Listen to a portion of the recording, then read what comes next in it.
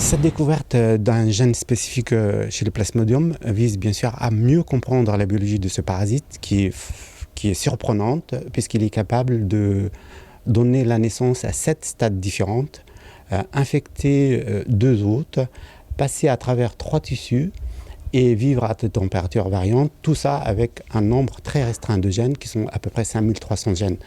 La découverte d'un gène spécifique impliqué dans son cycle et dans sa transmission vise bien sûr à comprendre sa biologie, mais aussi qu'elle soit cible potentielle pour des traitements nouvelles et qui peuvent contourner aussi la résistance auquel on assiste aujourd'hui. C'est le but de notre équipe, mais c'est le but des équipes du monde entier. C'est vraiment d'aller chercher de nouvelles voies, de nouveaux gènes, de nouvelles cibles thérapeutiques contre ce parasite qui n'arrête pas de présenter des résistances aux nouveaux traitements ou aux traitements actuels sur le marché. Pour l'instant, on n'a pas ce traitement.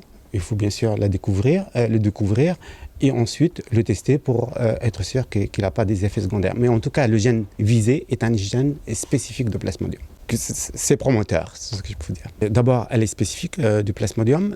Deuxièmement, elle peut être ciblée de façon spécifique et à la fois, elle a un rôle sur 2 stades, 2 cycles de parasites, stade érythrocytaire, c'est-à-dire l'infection de globules rouges, et aussi dans le moustique. Ça veut dire si on la touche dans le moustique, il n'y a plus de transmission.